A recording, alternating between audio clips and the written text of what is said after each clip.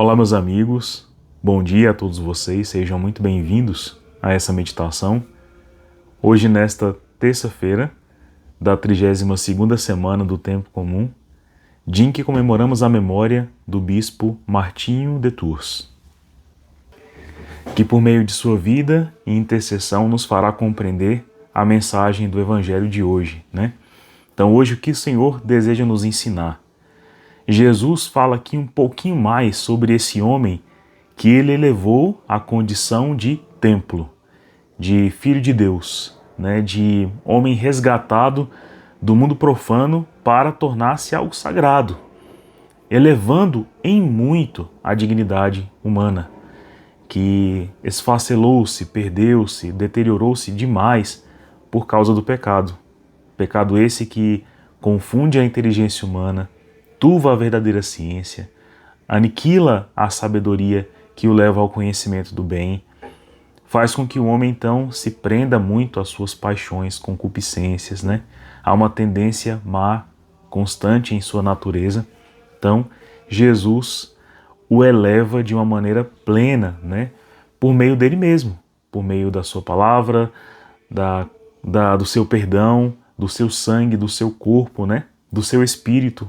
Então, o homem é chamado a uma vocação muito elevada, né? E aí, nesse sentido, hoje, Jesus nos coloca nessa reflexão, assim, que o homem pense sobre o que ele é e sobre a importância do chamado que Jesus tem para ele, né?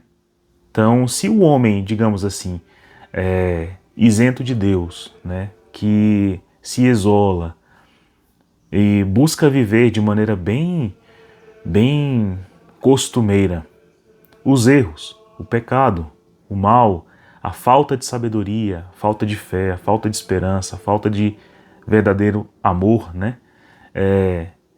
Esse homem vai procurar sobreviver por meio do seu trabalho, né? Então o trabalho aí significaria uma certa coisa, mas elevando a nossa condição humana, né? Onde a gente sai do mero barro para tornar-se um com Deus no reino dos céus, unidos a Cristo, então nossos trabalhos seriam diferentes. Sim, seriam diferentes. O jeito da gente mexer na terra procuraria frutos diferentes. O jeito da gente falar com o próximo, estabelecer negócio, troca, diálogo, também procuraria um fruto diferente. O jeito da gente constituir família procuraria um fruto diferente.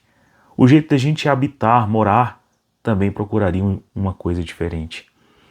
Então, no trabalho, o homem procura atualizar o que está em seu íntimo, em seu interior, em seu coração. Não é de se assustar que o trabalho de homens perversos, que não só detestam e afugentam a ideia de Deus, mas querem perpetuar sua tirania, seu orgulho e substituíram Deus verdadeiro por si próprios, se manifestem em seus trabalhos. Suas obras têm um quê de odioso, tudo que produzem, né?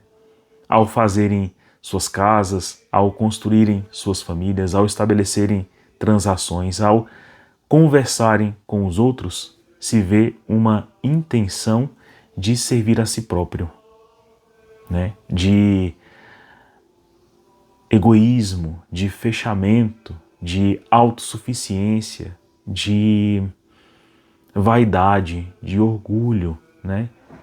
E a gente percebe isso, mas no coração iluminado por Deus para um trabalho diferente, para um ofício diferente, porque se visa uma dignidade outra, suas obras são extremamente marcantes e muito elevadas.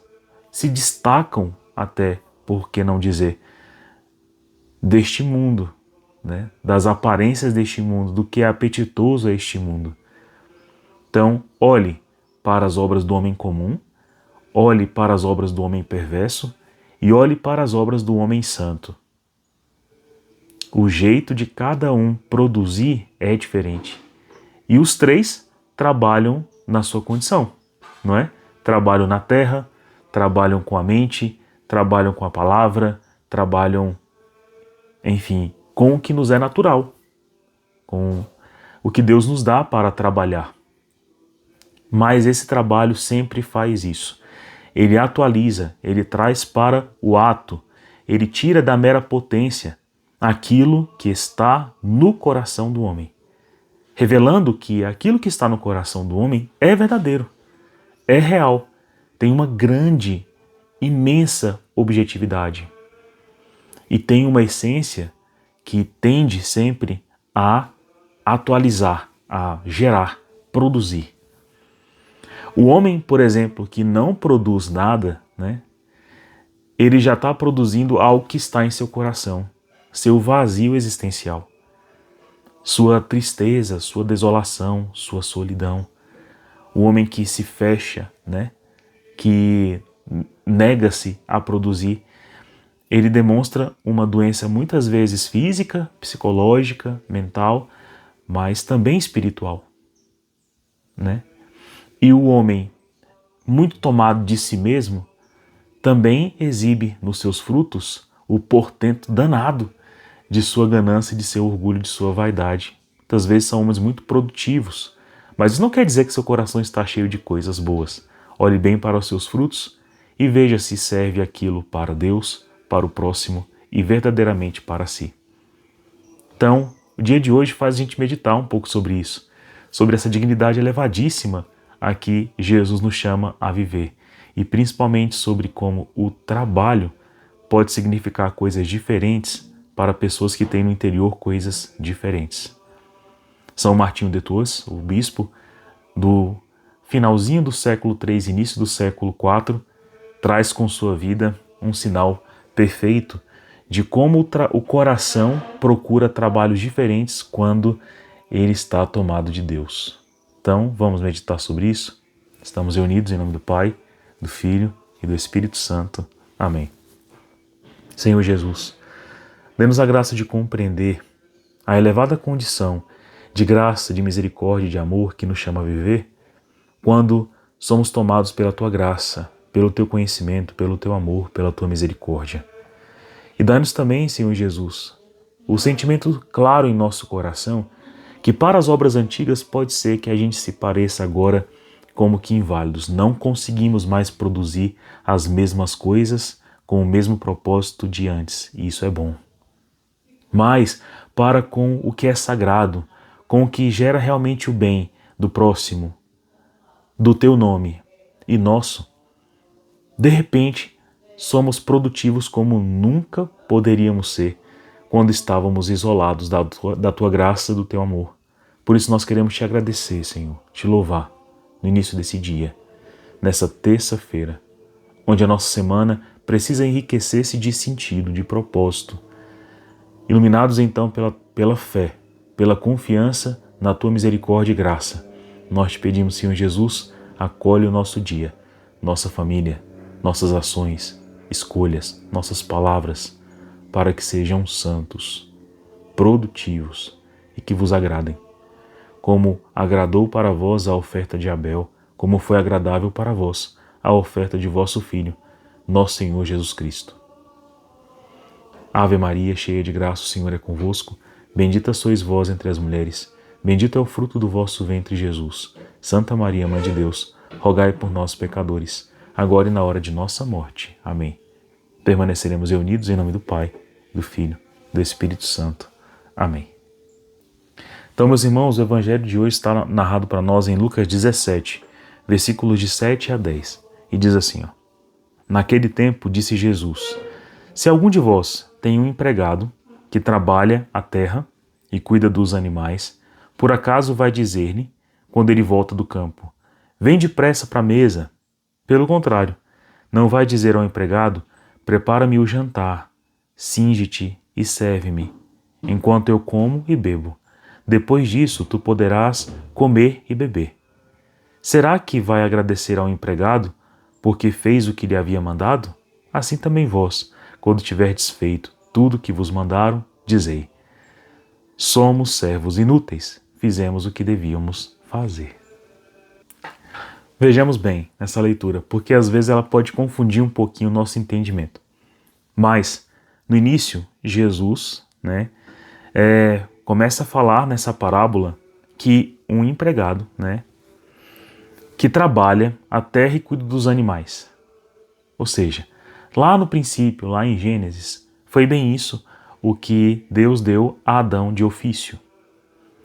Sabendo Adão, tendo o coração de Adão sido dotado pela ciência, que é o conhecimento das coisas criadas, entendimento para o entendimento de si mesmo, e sabedoria para conhecer a Deus, Adão conhecia a essência de cada coisa criada e como cada uma dessas coisas resplandeciam na glória de Deus. Por isso, a sua ciência, governância, a sua autoridade para com todas essas coisas era de bom governo, de prudência, de saber cuidar de tudo de maneira equilibrada, humilde, mas firme, corajosa, entendida, de maneira que se extraía todo o bem possível disso,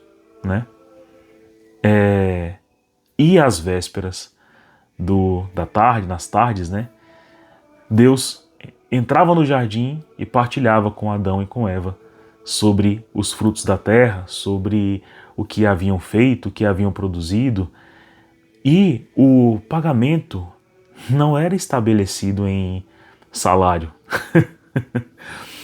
porque tudo era compartilhado com o coração de Deus, E Adão não esperava, por exemplo, ser tratado ou glorificado por causa disso. Na verdade, o trabalho era a sua glória, Sabemos que antes do pecado, antes da nossa relação ter sido corrompida, o que se extraía do trabalho também não tinha o ardor do suor, do sangue, do sacrifício, porque isso passou a ser algo necessário após o pecado para a nossa mortificação e penitência, Então lembra-se que depois do pecado o homem teve um julgamento que o absolve, mas que também tem consequências, penalidades.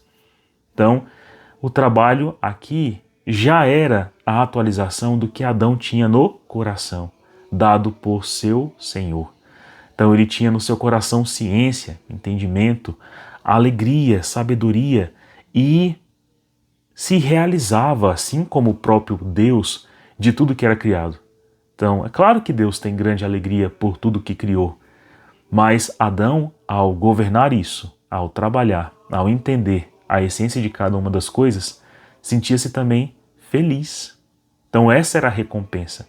Não se esperava, por exemplo, que Deus chegasse e colocasse Adão num trono, porque a glória que Adão experimentava no próprio trabalho, que ele extraía do próprio trabalho, já era compartilhar com Deus do sentimento de alegria por tudo criado, de atualizar com o seu trabalho o que estava em seu coração. E o que estava em seu coração era impregnado de amor, de graça, da glória de Deus, do portento do Senhor. Então, veja, esse primeiro versículo pode ser incompreendido porque a gente hoje deseja uma outra recompensa, Quando a gente trabalha hoje a terra e os animais, ou seja, a criação, a gente espera também uma recompensa. Digo mais, a gente também, quando trabalha com o próximo, que é a condição que vem depois, em maior dignidade, a gente também espera recompensa. E quando a gente trabalha no serviço do Senhor, nas vocações, no nosso estado de vida, enfim, a gente também espera recompensa. A recompensa ditada aqui por Jesus diz assim, se espere então que se diga, vem depressa à mesa, venha comer. Ou que o empregado agora lide com o mais elevado, que é o tratamento do seu patrão, do seu senhor. cingir, servir, enquanto o patrão come e bebe, e depois poderá comer e beber. Ou seja, o início da vida humana, lá com Adão e Eva, nossos primeiros pais, antes do pecado, era no trabalho atualizar toda a beleza que se tinha no coração. E ao fim, servir o Senhor de tudo aquilo para dar ao Senhor a entender como seu coração estava feliz, como seu coração estava cheio. E esse Deus preocupava-se em dar ao homem tudo que lhe era necessário. Por isso que ele nos fez de maneira complementar, homem e mulher, porque não era bom que o homem estivesse só, né? E Deus percebeu que tudo isso era bom. Então existia uma grande harmonia. Hoje, né, como temos o pecado, a gente trabalha por necessidade de comer, de viver, de ter um teto, de dar condições à nossa família, enfim, é necessário isso, mas temos a consequência, né, que é o sofrimento, é o suor, é o sangue, é o esforço, é a dureza. A terra tornou-se dura, árida, né? A natureza precisou de mais pulso para ser governada e bem cuidada, né? Então, o homem precisa de mais empenho. Aí a gente pensa então, será que a gente pensa enquanto trabalha que aquele esforço, aquele sacrifício, aquela dor está me ajudando a mortificar, que aquilo é bom e justo, né? Mas a minha recompensa é que no meu trabalho eu atualizo o que está no meu coração, o meu amor com Deus, a minha ciência, o entendimento que Ele me deu, ter prazer de no trabalho atualizar virtudes, atualizar dons, atualizar bondades que Deus colocou aqui dentro. Será que no trabalho nós pensamos nisso? Ou pensamos no contrário? O patrão, o Senhor, vai me recompensar. Assim que eu terminar esse trabalho, vai me chamar e vai servir uma mesa para mim, e eu penso mais no salário do que no sentido do que eu atualizo no meu trabalho. Então, eu fico extremamente feliz quando eu vejo um estudante ou um pai de família ou um artista concluir uma obra e perceber que maravilha, que grande graça que Deus proveu assim na minha vida, na minha história. E isso já estabelece, né, comunhão com Deus. Isso já é o ato de ação de graças. Isso já é o início da celebração da missa. Isso já é o início da adoração eucarística. Isso já é o início de qualquer oração. Graças te dou, ó Senhor, por todo o bem que tens realizado em minha vida. Eu amo fazer esse tipo de oração, porque realmente é o sentido verdadeiro de quem já olhou e contemplou que tudo o que se produz pelas mãos, mas com o coração cheio de Deus, atualiza portentos de Deus na terra. É assim quando os casais de profundo amor e unidos em sacramento têm filhos, né? Quando eles educam os filhos, quando eles enchem a mesa de alimento para a saúde dos seus, para o bem de Deus, né? Existe ali uma satisfação imensa. Eu costumo lembrar que meu pai, quando vivo e quando a gente era bem criança, bem jovens, né? Eu via, sim, o que meu pai trazia nas mãos, porque às vezes ele trazia ali algum agrado, um chocolate, uma sobremesa, um presente, mas era maravilhoso ver o sorriso dele, porque poucas coisas enchiam o rosto do meu pai de sorriso, de alegria, mas chegar em casa e ter aqueles por quem ser recebido e aqueles que esperam dele mesmo essa resposta do seu trabalho, deixavam ele realizado. É bem sobre isso que Jesus está falando aqui. É muito sobre isso. Então já é uma grande graça que eu tenho um coração cheio de Deus para atualizar neste mundo o que é de Deus, para reproduzir neste mundo coisas à imagem e semelhança de Deus. A obra maior que o homem pode ter é ter filhos. Sejam de sangue, né? Com os teus genes, com o teu princípio, com o teu gênesis, com a tua... o teu bem maior que é a vida, como também os espirituais, né?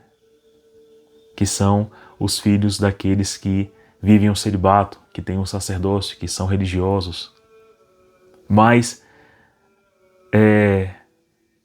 ter filhos, né, espirituais, genéticos, ter filhos, deixar um legado, ensinar, né, isso é muito maior do que trabalhar na terra e fazer uma planta crescer, deixar uma planta crescer, que trabalhar nas letras e terminar um ofício, um documento. Isso é muito maior que construir uma casa, isso é muito maior que construir um edifício. O que eu quero dizer com isso? É que para o ofício do homem sem Deus, do homem que eu digo assim, que se diz não querer relacionar-se com Deus, não querer conhecê-lo, né? Que vive um certo ateísmo prático na sua vida. Pense em todos os frutos que esse homem é capaz de realizar neste mundo. Edifícios, ir à lua, conhecer os espaços, navegar por todo o conhecimento, micro, macro, estabelecer modelos, fórmulas, experimentar a natureza, né? Esgotar o método científico como se isso fosse possível, ter até a indução de sua razão para um pensamento mais investigativo e tudo mais. Qualquer trabalho que o homem fizer, qual desses trabalhos, né, tem potência para elevá-lo ao céu ao fim da vida? Se tudo que ele fizer não for atualização no seu coração de um amor, de uma generosidade para com Deus. Se ele não tiver estabelecido nesta terra relacionamento com o Senhor, se ele não tiver o quisto conhecer, o quisto amá-lo, se ele não tiver feito nada para sair apenas do que se extrai da terra, então aconteceria a grande tristeza que é acreditada por muitos naturalistas. A vida teria pouco sentido e do pó nascemos, ao pó voltamos e nada muda. Não existe legado perene, não existe atualização concreta, não existe razão para ter esperança em extrair do trabalho coisa alguma que dure. Porque tudo aqui é transitório e passageiro. O eterno é só lá. Agora, se o homem tem no coração o desejo disso, de fazer o Senhor sentar-se, cingido, alimentar-se, comer e beber, do que eu produza na terra, pelo que Ele colocou na minha vida e pela oportunidade que Ele me deu de redenção e pela oportunidade que Ele me deu de um chamado, de uma vocação, de um desejo firme de servir e amar, qualquer coisa a um coração assim, qualquer coisa a um coração assim, desde que ele faça, plante uma plantinha, cuide de um bichinho, escreva um parágrafo, qualquer uma dessas coisas já não são mais terrenas apenas, elas são eternas. Elas estabelecem relacionamento com Deus, elas são a atualização do que Deus pôs em mim e daquilo que por fé e confiança eu creio que Ele realize no que eu trabalho. Então tudo torna-se motivo de glória a Deus. Esse é um pensamento belíssimo que São José Maria Escrivá partilhava com todos nós, com toda a igreja. Santa Teresinha era exímia em fazer isso, em perceber isso. Tudo é de Deus. Então tudo é para Deus. E tudo então é eterno. Cada ato seu pode ser tão bom que torne-se eterno no coração do nosso Pai. Assim fez o santo de hoje, São Martinho de Tours, que depois de uma vida militar, uma vida de muitas perseguições porque ele era cristão e no início do Império Romano ninguém podia ser. Mas assim que ele foi batizado, sua vida então tornou-se outro sentido. E tudo que ele fazia, desde os pequenos atos, foi acolhido por Jesus, a um ponto que Jesus uma vez se fez mendigo para que ele cobrisse com sua capa. E ao fim da vida, Jesus cobriu São Martinho de Tours, que morreu nu e entregue completamente a Deus e plenamente feliz, com 80 anos de idade. Foi o momento de Jesus cobri-lo, cingi-lo e servi-lo com a eternidade. Que seja assim para nós. Tudo tem